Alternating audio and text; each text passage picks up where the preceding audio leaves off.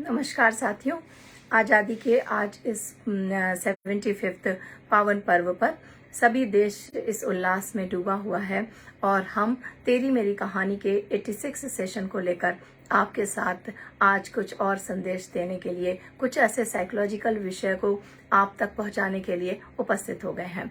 सबसे पहले आप सभी देशवासियों को आज के इस पावन पर्व की बहुत बहुत शुभकामनाएं।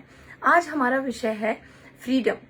फ्रीडम आपके अपने जो विचारों से, उन विचारों से जिसमें आप उन बेड़ियों में अपने आप को ग्रस्त पाते हैं, उन सारे सवालों से जिसका आप जवाब नहीं दे पाते और अपने आप को एक दबा महसूस करते हैं, यानी कि सेल्फ एक्चुअलाइजेशन। जब हमारे अंदर सेल्फ एक्चुअलाइजेशन का एक अभाव सा आ जाता है, या ये कह लीजिए कि एक्चुअलाइजेशन पता ही नहीं चलता, एक धुंधले बादलों की तरह हम सिर्फ सांस ले रहे होते हैं और हमें ये नहीं पता होता हमारे जीने का अस्तित्व क्या है और हमारा आधार क्या है। कई बार हम इसे बहुत सारे ऐसे माध्यमों से पूरा करने की कोशिश तो करते हैं, किंतु बार बार हार जाते हैं। तो आइए आज हम freedom from mental sticking thought and obsessed thought और सेल्फ एक्चुअलाइजेशन के विषय की तरफ आगे बढ़ते हैं।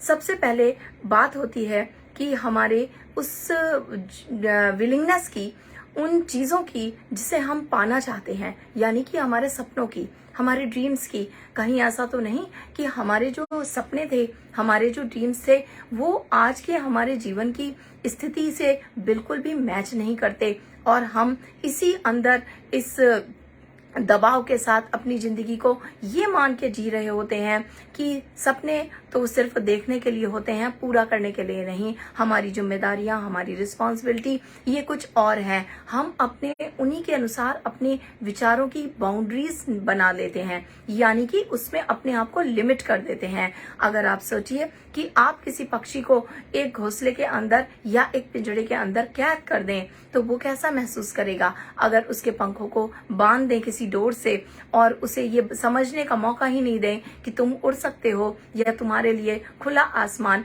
इंतजार कर रहा है, ये कितनी बड़ी नाइंसाफी होगी। और अगर ये नाइंसाफी हम सभी लोग अपने साथ कर रहे हो, तो हम क्या आजाद कैसे। आजादी के मायने तभी ज्यादा चरितार्थ होते हैं जब हम खुली हवा में खुश होकर सांस ले सकें। हम सब जिंदा हैं और सांस भी लेते हैं, लेकिन प्रश्न ये उठता है कि क्या हम खुश हैं? क्या हम अपने स्वयं को पहचान चुके हैं? क्या सेल्फ एक्चुअलाइजेशन हमें पूरी तरीके से अपना इंट्रोडक्शन देने के लिए, खुश महसूस करने के लिए काफी है? तो आइए हम देखते हैं और समझते हैं कि किस प्रकार ये बंधन, ये बेड़ियां और ये हमारे विचारों की नकारात्मकता हमें पूरी तरीके से घेर लेती है। हमें जरूरत होती है ये समझने की और साथ ही साथ स्वयं को ये समझाने की भी कि नहीं, हम दोबारा से उड़ सकते हैं। सपनों को किसी भी उम्र में, किसी भी पड़ाव पर पूरा किया जा सकता है। कई बार ऐसा लगता है कि नौकरी छोड़ देने के बाद नौकरी पाना मुश्किल होता है। अगर विवाह हो जाए तो उसके बाद जिंदगी में अपने सपनों को खुलकर जी पाना या पूरा करना मुश्किल होता है। अगर आप एक पारिवारिक जीवन में पूरी तरीके से लिप्त हैं, तो अब आगे के रास्ते खत्म हो चुके हैं। ये सारे इल्यूजन हमें तभी आते हैं जब हम एक ऐसी लिमिटेशन और बाउंड्रीज को स्वयं ही तय कर देते हैं और इसके साथ साथ उस हर एक व्यक्ति को स्वच्छंद कर देते हैं कि तुम हमारे लिए एक बाउंड्रीज को तैयार कर दो, जिसके अंदर हम आराम से रहकर और आपके अकॉर्डिंग काम करते रहेंगे। यही हमारी सोच, चाहे हमारी प्रोफेशनल लाइफ हो या पर्सनल लाइफ, हमारी ये बाउंड्रीज का तय होना, ये अक्सर हमें हमारी ही बेड़ियों में जकड़ता जाता है। और हम झंडे तो लहराते हैं, हर घर तिरंगा तो होता है, लेकिन हर मन में एक उल्लास और हर मन में एक खुशी का अभाव भी रहता है। तो हमारे साइकोलॉजिकल सेशन आपके अंदर वही खुशी और वही उल्लास को आप कैसे प्राप्त करें, उसमें आप एक सहायता देने का काम कर रहे हैं। हम आज कुछ ऐसी कहानियों का जरूर आपसे चर्चा करेंगे जिसमें हमने देखा कि उम्र के कुछ अलग पड़ाव पर कुछ ऐसी जिम्मेदारियों और उन सभी के साथ कुछ ऐसे लोग जो कि अपनी कहानियां अपने आप लिखते हैं। हमारे साथ एक ऐसे शख्स का परिचय हुआ जिनको मैं कई सालों से जानती थी, और मैं उनकी पूरी कार्यप्रणाली, उनकी शिक्षा, उनका पारिवारिक वातावरण और उनकी मन की स्थिति उससे बहुत ज्यादा ताल्लुक रखती थी। किंतु अभी चमत्कार हो गया। उन्होंने बहुत सारी ऐसी जो भी जिंदगी को वो जी रहे थे, उसमें जो कुछ कर रहे थे, जैसा काम कर रहे थे, जिस तरीके से उनकी पूरी एक दिनचर्या बनी हुई थी, उन सभी को तोड़ते हुए स्वच्छंद कर लिया अपने आप को, और उसके उपरांत एक ऐसे जीवन को जिया जिसमें आज वो खुलकर कह रहे हैं मैं बहुत खुश हूँ। उसी तरह हमारे पास कुछ और भी ऐसी कहानियां आई जिसमें हमने पाया कि किसी भी ऐसे पड़ाव पर जब आप पूरी तरीके से बंधन में हो, जब पूरी तरीके से आप नियंत्रण में हो, जब आप अपने विचारों, अपने अंतर्द्वंद की स्थिति से जूझ रहे हो, उसके बाद भी अपने मन की सुनना और अपने मन को लगातार ये बताते रहना कि तुम्हें चाहिए क्या, और जो चाहिए उसको पाने के लिए आपका आगे बढ़ते रहना, ये अक्सर हमें प्रेरित करता है अपने सेल्फ एक्चुअलाइजेशन की ओर। जब हम ये मान के बैठते हैं अब तो कुछ नहीं हो सकता, उसी दिन हमारा हारना और हमारा अंतर्मंद से दुखी होना ये शुरुआत हो जाती है। तो कोशिश करें कि सबसे पहले आप जब भी अपने सपनों को, अपने अंदर के एक्चुअलाइजेशन को, जो आप पाना चाहते हैं, जो आप करना चाहते हैं, उसको जब भी आपके मन में वो ख्याल आए तो सबसे पहले जरूरत होती है अपराध बोध की भावना को दूर करना। हमें अक्सर ऐसा लगता है अगर हम नौकरी नहीं करते और हम कुछ काम करने लगेंगे तो घर को समय नहीं दे पाएंगे। हम यहीं पर एक अपराध बोध की भावना की बेड़ी अपने अंदर डाल लेते हैं। उसके साथ ही अगर हम इस अपराध बोध की भावना से किसी का सहयोग प्राप्त करते हैं तो हमारे अंदर एक डर आ जाता है, लोग क्या कहेंगे। वो लोग क्या कहेंगे और क्या नहीं कहेंगे, इस बात से एक बड़ी बात यह है कि आप खुश होंगे या नहीं होंगे। हमें जियो और जीने दो के सिद्धांत को कभी नहीं भूलना चाहिए। तो अपराध बोध की भावना और डर के जो कारक हैं, उन कारकों को हमें अपने जीवन में किसी भी स्तर पर लाने नहीं देना है। अगर ये अपराध बोध की भावना, संशय, सेल्फ डाउट और आपके अंदर का डर आपको कभी आगे नहीं बढ़ने देगा। जैसे कहा गया है स्लोगन में, डर के आगे जीत है। वाकई डर के आगे ही जीत है। आप जिस चीज से डर रहे हैं उसी को देख लीजिए, उसका एक्सपोजर ले लीजिए। आप देखेंगे कि आपका डर निकल जाएगा। जब डर निकल जाएगा तो गिल्ट बिल्कुल नहीं आएगा।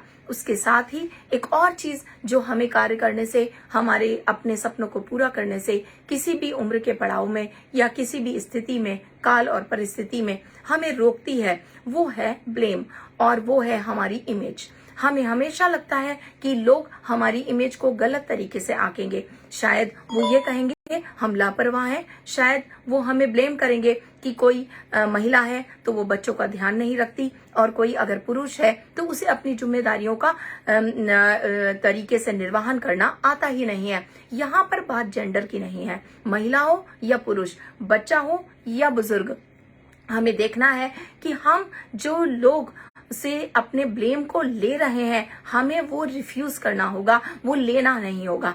एक रिफ्यूजल होता है कि हम उनसे खुलकर वर्बल बात करें, एक रिफ्यूजल होता है हमारे मस्तिष्क का रिफ्यूजल, हमारे मन का रिफ्यूजल।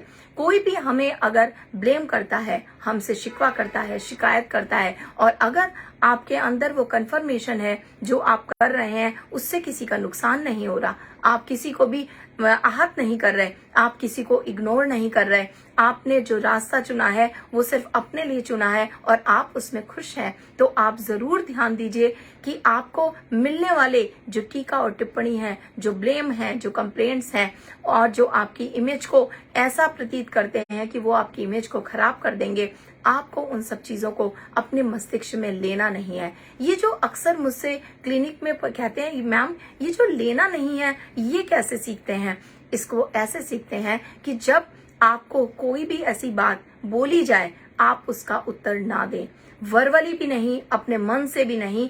इसको कहते हैं आपने किसी भी नकारात्मक वाक्य को लिया ही नहीं। आपको ये सीखना होगा, इसकी निरंतर प्रयास करना होगा। हम सोचते हैं उसकी चर्चा करें। हमसे कोई गलत बोलता है तो हम उसे शेयर करने लग जाते हैं। क्या कभी खराब चीजें शेयर करी जाती हैं? क्या अगर हम उसे मन में रखते हैं तो क्या कोई खराब चीज आप मन में रखते हैं? क्या कोई खराब और बेकार चीज आप अपने घर में रखते हैं? जब आप घर में नहीं रखते, ये मन भी तो आपका घर है, तो आप कोई भी ऐसी चीजें जो खराब हैं, जो दुख देती हैं, जो आपको हर्ट करती हैं, आप उसे मन में क्यों रखते हैं?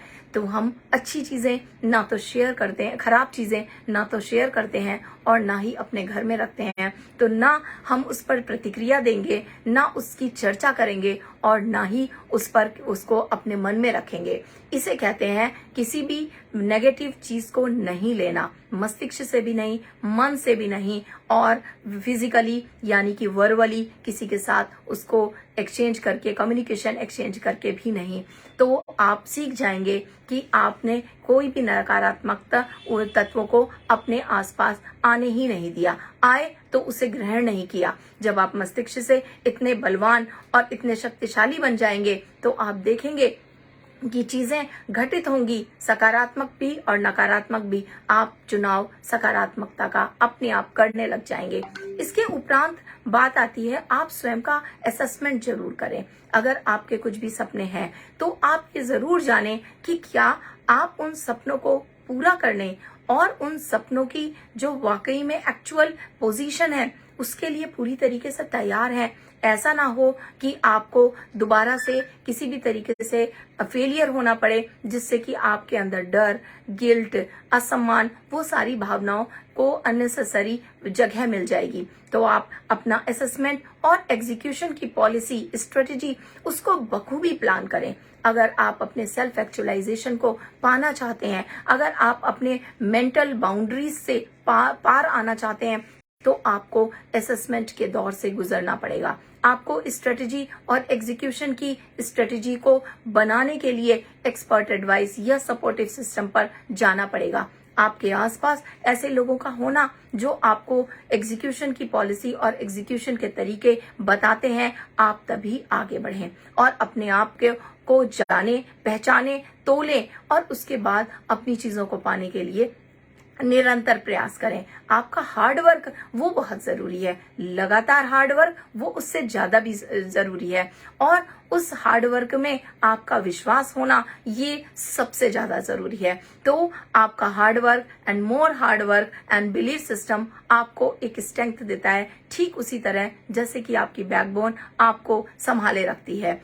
उसके साथ साथ अब शुरू होता है एक और दौर, जहां पर आप एक ऐसे पड़ाव पर पहुंच जाते हैं कि जो आपने ये पूरी यात्रा करी है अपने सेल्फ एक्चुअलाइजेशन को लेने के लिए और मेंटल बाउंड्रीज से फ्रीडम लेने के लिए, तो वहां अब बात आती है सेटिस्फेक्शन की। ये जो पूरी जर्नी आपने जी, आप सेटिस्फाइड हैं और आप एक्चुअलाइजेशन के करीब हैं।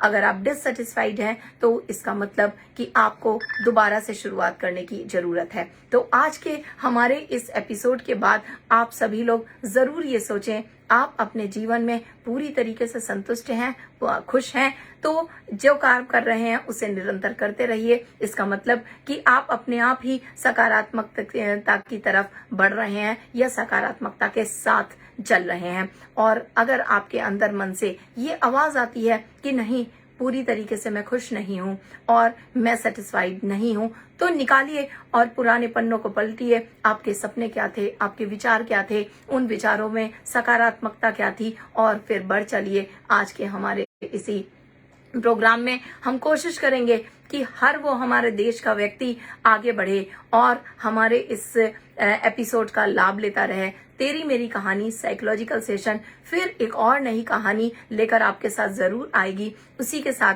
आज के इस सेशन के में हम विदा लेते हैं, किंतु आपके लाइक, शेयर, कमेंट और आपकी समस्याओं का हमारे हेल्पलाइन नंबर पे पहुंचना 9411731750 तक बहुत बहुत स्वागत है। अधिक से अधिक लाइक कीजिए, कमेंट कीजिए, शेयर कीजिए। आपके कमेंट्स हमें बहुत ज्यादा एक मोटिवेशन देते हैं और हमें तैयार करने के लिए प्रेरित करते हैं कि अगला विषय हम और नजदीकी और गहन अध्ययन के साथ आप तक पहुंचाएं। तो आज इस आजादी के पावन महोत्सव में आप सभी सभी लोगों को मेरी ओर से बहुत बहुत शुभकामनाएं, और कोशिश कीजिए कि हमारा युवा, हमारा बच्चा और हमारे देश का अडल्ट या एल्डर कोई भी हो, वो खुली हवा में सांस ले रहा हो। जियो और जीने दो। जय हिंद, जय भारत, नमस्कार।